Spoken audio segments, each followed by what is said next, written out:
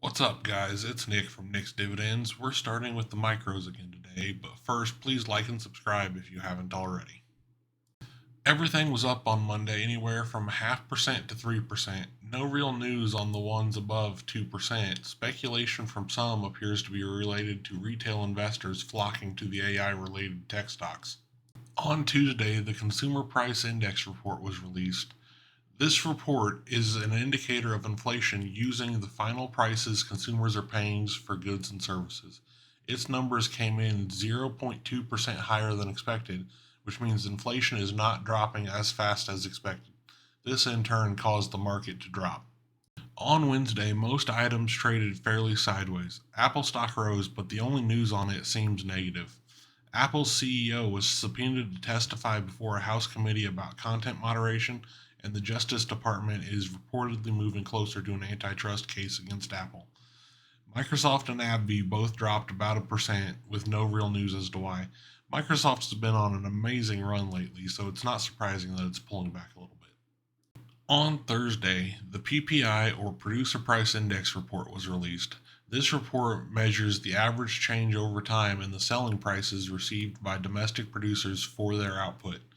Inflation went up 0.7% instead of 0.4%, the market expected, which caused the market to drop. Almost everything in my portfolio dropped. Home Depot is the only company that was in the green today, and they don't even count as they were only up like 30 cents on a $320 stock. 3M and Microsoft were the biggest losers at 2.5 and 3.1% drops respectively.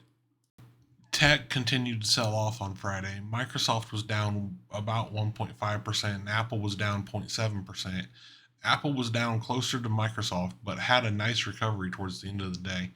Procter and Gamble led the day, rising about 2.1%, likely due to Citigroup giving the stock a buy rating with a price target in the 160s. AbbVie and Duke both rose 1.2% with no real news. 3M surprisingly rose even though S&P Global Ratings lowered their credit rating due to liabilities related to the earplug lawsuits and their forever chemicals known as PFAS. Please don't ask me to say the scientific name because even though I've been through 2 semesters of college level chemistry, I can't. Let's move to the dividends. On Wednesday, we received dividends from 3 companies. Realty Income paid us $3.74, or a penny over last month, which was enough to justify a purchase of 0.057 shares. AbbVie paid us $16.28, which was enough to purchase just over a tenth of a share, and Procter and Gamble paid us $8.22, which was enough to purchase 0.059 shares. These drips alone increased our annual pay over $1 per year.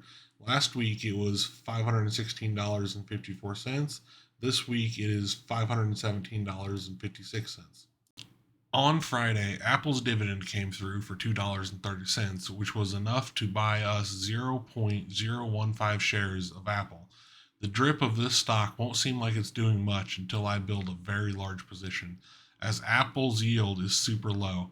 To give an example, we're going to compare Apple to AbbVie as their share prices are almost identical right now, and they have completely different dividend yields. To have dividends drip 1 share of Apple in a quarter, you would have to own 663 shares of Apple compared to AbbVie, a company in which you would only need 102 shares to buy a full share with dividends in a quarter. That is almost 6 times as many shares just to get the same amount of dividends out of a stock. I want to take a quick look at the dividend log in the spreadsheet. More specifically, column K, which contains Realty Income or ticker O. I was paid $3.73 in January. Realty Income did not increase their dividend, but said dividend was able to buy enough shares to buy me an additional penny worth of the share in February. This is known as the dividend snowball. Currently, it is moving extremely slow, but the more we invest, the faster we will be able to see it grow. Other than the $30.54 in dividends, no money was added to the account as I spent a bit more money than I would have liked to this last week. So I decided to wait until next week to add any money to the account that I may have added from this last paycheck. I am still waiting on the bonus and federal tax return. I'm still unsure of the plans on how to spend the money. If I go the QQQ route, I am almost guaranteed to not make the goal of $1,000 in dividends per year by the end of the year. If I go the Microsoft, Apple, and SCHD split route, it may be possible, but it will be highly unlikely that we miss that goal also. I may just shove it all in SCHD as that will almost guarantee us getting that goal, but I'm still not 100% certain. This week, let's talk about Microsoft. Microsoft is an amazing tech company that I bought when I did because it was down 33% after a rough 2022 and appeared to be trending back up. If I would have waited a few weeks, I would have seen an even better price than the $250 I got it at. I also am a big fan of the AI and cloud investments they have made, as I expect those to take over as the largest parts of Microsoft business.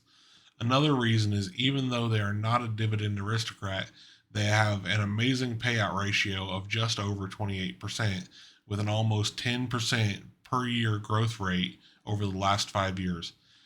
Thanks for watching. Please like and subscribe. Hope to have you join me again next week.